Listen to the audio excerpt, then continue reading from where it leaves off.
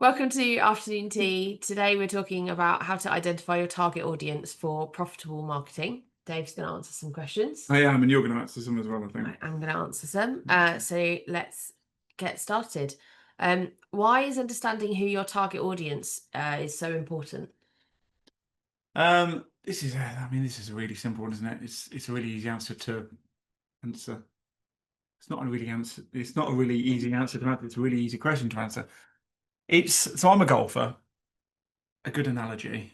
If you're out on a golf course, you're aiming for a hole or a specific part of the golf course.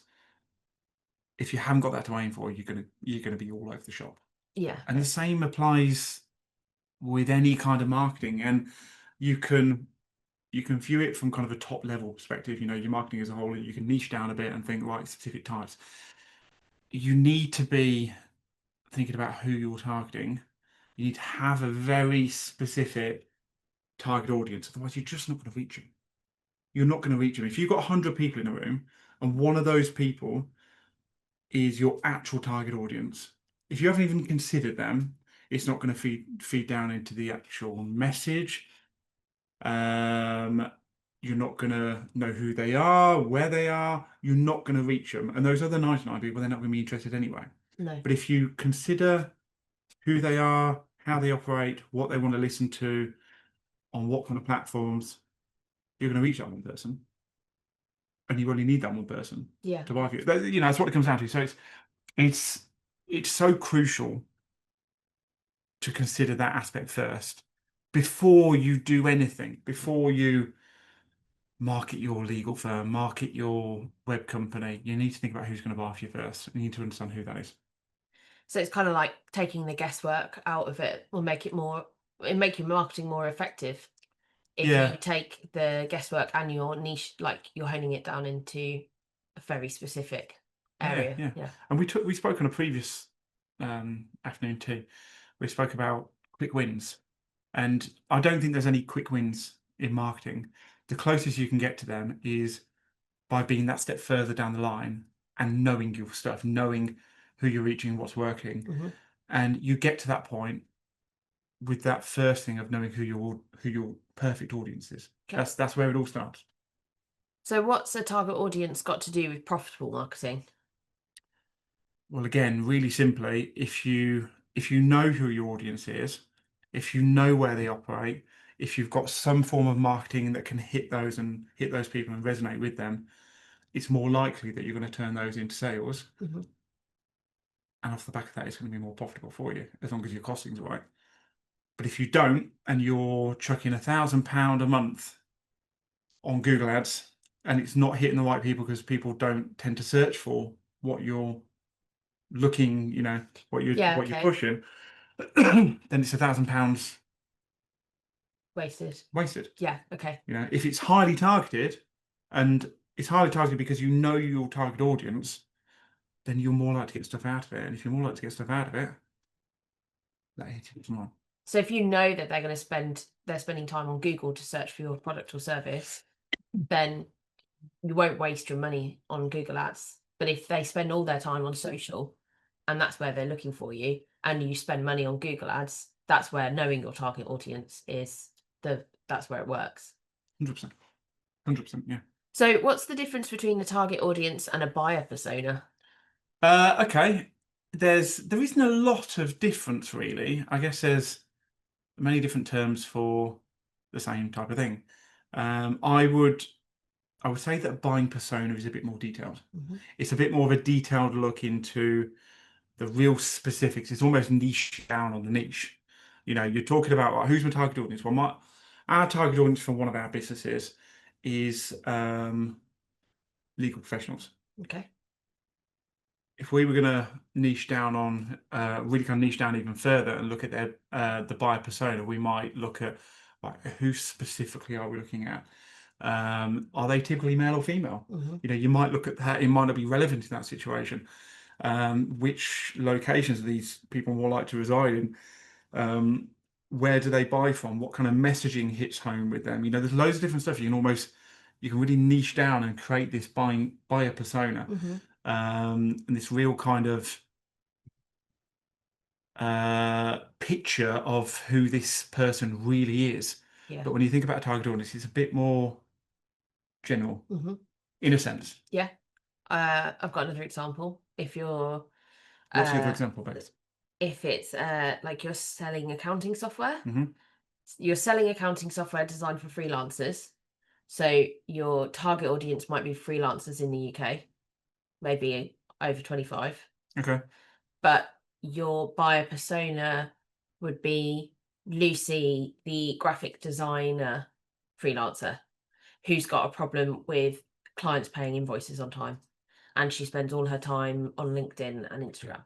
Okay. Now, if you know them, you know that's where she hangs out and you know what her problem is. That's more of the buyer persona that you can kind of aim your marketing towards, which is much more specific, as you said, than like an overall target audience. Yeah. Okay. I like that example. No. Yeah. Absolutely spot on. So, right, I've got a question for you. The people in the room here today are interested in finding out why this is important, but how can they work out their target audience? How do they kind of So, the easiest way to work out who your target audience is to work backwards from a customer you've already got. okay? So, So what would that help you identify? it would. So, if you have a customer like, let's say Lucy, the graphic designer, and she's already using your service, your accounting software, and you know that she found you through LinkedIn, and she's a good customer, and you've got a great working relationship. You want more of that. So you know what her pain points are. You continue to make your make your marketing efforts go in that direction, and continue working and towards getting more Lucy's. So use the language she uses, and spend your focus your marketing budget on the platforms that Lucy spends time on, and that would be probably the easiest way is to do that. If you've got one customer that you get on with and is using your software or your product or service properly, then you already know who your target audience is. And if you're getting the wrong people in, then that's when you need to do something a bit more like look at your website analytics, see where they're coming from. If they're coming from the place that you don't expect them to, and they are the wrong audience, then maybe you need to pivot a little bit. Yeah, and I think it can apply to many different companies working on many different platforms. For example, I know we've got someone in the room here that does a lot of local networking. It's not something we do a lot of. Realistically, we get a lot of our stuff online. But if you do a lot of local networking, you've got a couple of clients maybe from a certain networking group because you are present, you've acted in a certain way, then again, you can work back on that. It doesn't have to be online stuff. And you can say, well, I've got these 3 customers from this local networking group. Let's have a look at some other local networking groups that might be able to attract more like that. And let's go down that route as opposed to focusing online. It doesn't have to be online. Every business is different and every business has a different target audience. If your target audience is residing at networking meetings and you're getting work off the back of that, then again that could prove to be the thing you know. Yeah.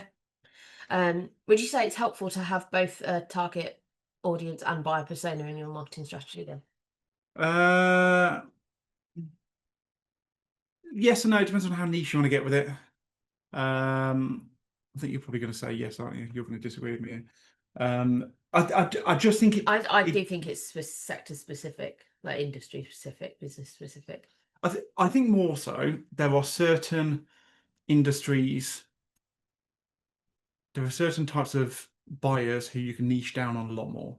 So, for example, our stuff, one of our companies, we focus purely on marketing for law firms, and our target audience or buyer persona is probably pretty similar because there's only so far we can niche down. Yeah, we don't Marketing need to managers, know marketing directors, whether they drink oat milk or not. Yeah, We within law just need firms. to know that they work in law firms. Exactly. Whereas if you are selling, there you go, if you're selling like a coffee machine, then you need to, I think B2C stuff is quite good for creating buyer persona because that's where you can niche down. There's so many different types of personalities out there, and it almost becomes a bit more personality driven. B2B stuff, a lot of it is about job title, and it almost stops there. Industry, job title, location, almost stops there. Can you call that a buyer persona? Yes, you can, but you could also call it a target audience. They're Yeah. very almost level pegging, I think. Yeah, cool. So what do you think some barriers are to identifying a target audience? Okay, first barrier I would say is inconsistent buyers. And what I mean by this is not every company, depending on what you're selling, not every company, the buyer will be the same. So you might have to put together 3, 4, 5 different buyer personas or Yeah, target okay. audiences, because it might come from different people. Um, I think that's the first one. It makes it a bit harder to define that target audience. Um, the second barrier is almost yourself. There's so many people out there that say, well, it can be anyone.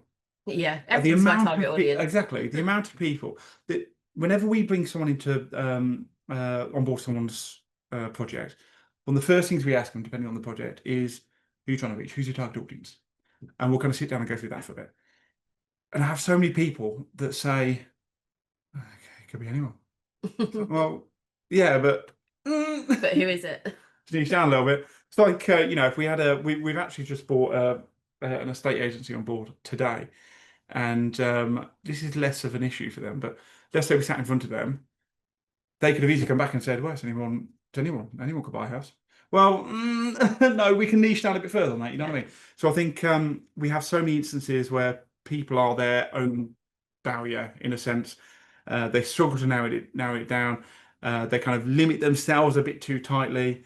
They always resist it, if you know Yeah, what I mean. okay. So that's the second one. Um, I think another one is difficulty actually defining that target audience. Sorry, no, difficult reaching that target audience. There's one thing in terms of defining who the target audience is, but it's always going to come back to like how do we now reach them? Yeah, That's okay. kind of the second stage. That's the most important stage, really. And it can be in certain kind of circles, it'd be quite difficult to target a certain type of person. Right. So, for example, let's say you are trying to reach facilities managers. Yeah, okay. Now, I don't know whether they are or not, but let's say they're not really on LinkedIn. No, probably not. How do you target them? Yeah. So there's a bit of that as well. Sometimes you need to think a little bit more creatively, a little bit more out of the box. How are we going to get in front of these people, but also how are we going to get noticed in front of these people? So some people can be a little bit more difficult to target, but that's kind of a step on from the highlighting of the target audience. Yeah, okay. I would add making assumptions based on what you think. That will be you're creating your own barrier then. Like you said, thinking that everyone is, but if you also make assumptions, you could kind of fall into a trap that you are putting a lot of effort into something based on your own personality or Mm. your own shopping habits or something like that. A lot of Um, people think they know it all when it comes to their own business, their own customers, and I think it's really important to remember that everyone's different.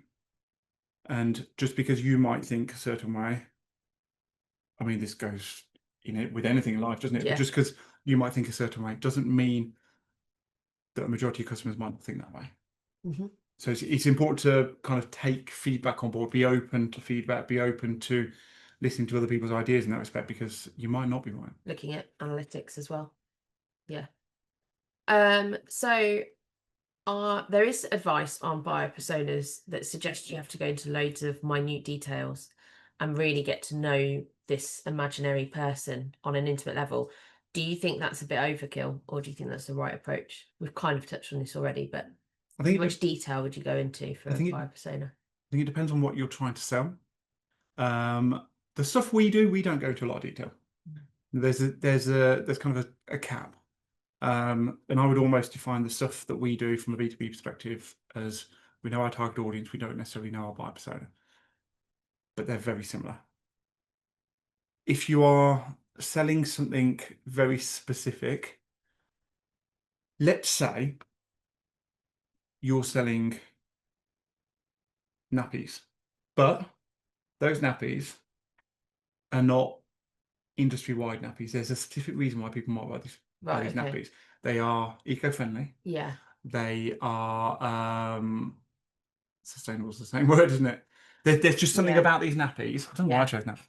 something about these nappies that's like, I should have gone with the toilet roll thing. You know, the toilet roll where people get posted the toilet rolls Yes. in their own individual wrapper. Yeah. And there's a huge thing around that. Now, that's really important to define your buyer persona Yeah. because you're trying to reach people that not only need toilet roll, of Which which is we all most do, people. most people, I hope it's everyone. Yeah. Well, except people who need nappies. But also, you're trying to define people based on their will to save the world. Yes. So that's And when maybe you how can, quirky they might be as well. 'Cause yeah. That So that's where you can they really come in. kind of drill down Yeah. and create this image, and you could almost draw out this person, sat my load, and kind of say, this is this person. This is, you know, this is what he likes. This is what he or she Yeah. likes. They like toilet paper out in their bathroom because it's got fun designs on it, as well as wanting to save the planet. Yeah, that's when you niche down so far on your buyer persona. The stuff we do, we don't sell toilet rolls No, or nappies. not usually. We don't use either. We do sometimes. So we don't need to go into that much detail. So the answer to your question, how much detail should you go into? Depends on what you say. I think Yeah. Okay. don't dwell over it if you don't need to dwell over it. No, you don't want to get stuck. Some people find details useful to focus, but you don't need to know like whether what their cat breeds are unless it's relevant to your business or what their skincare regime is if you're selling golf clubs to them. I don't know. I like golf clubs and I like Skincare. moisturizer. Yeah. Okay. So once you've identified your audience and your buyer personas, how do you actually use that information in your marketing? Right. This comes back to what I was saying earlier. There's almost two sides to this. Who are they? And then secondly, going on to this bit, how do you reach them? That's that key thing. How do you reach them? So how do you use that information in your marketing? It's going to come down to the next step of, right, how are we actually going to reach that person? How are we going to put our message, core message in front of the person? And what is that core message going to be and how's it going to resonate? So it's all those different things that then come into play when it's like, well, how am I going to use this information? And I guess you kind of need to just figure it out. Research, competitor research, test and measure. There's a number of different things you can almost do to work out what's going to work here, where to put stuff, what's going to resonate. But that is the next step. You use it to get stuff out there and get the right stuff out there.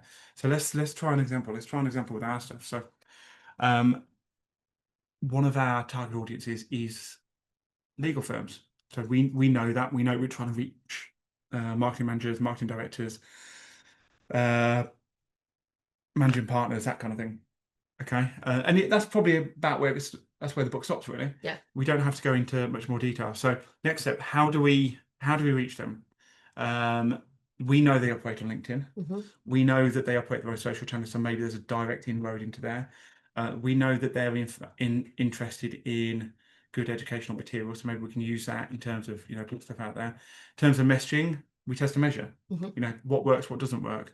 So we try and put stuff out there, see what resonates. We try, and we might try the stuff if it doesn't. Our afternoon teas. We our core audience there is marketeers and business owners. Yeah. That's our two target audiences. And we know they don't have a lot of time, so that's why we only do 20 minutes. 20 minutes Regular on little topic, like bite-sized chunks for them to learn a bit as they go. And we've actually asked people what topics they want. This is a topic that someone's asked for. Yeah. So we found that kind of stuff out. We put it out to people, and that's how we've done it. Cool. Thank you. Does anyone have any questions they would like to ask us? Well, thank you so much for watching our afternoon tea. If we get any more questions, we'll answer them. But thank you for watching. This is probably the last afternoon tea we're doing for a little while, and then we're having a break. But thanks for joining us, and have a lovely rest of your day. Bye, everyone. Bye. See ya.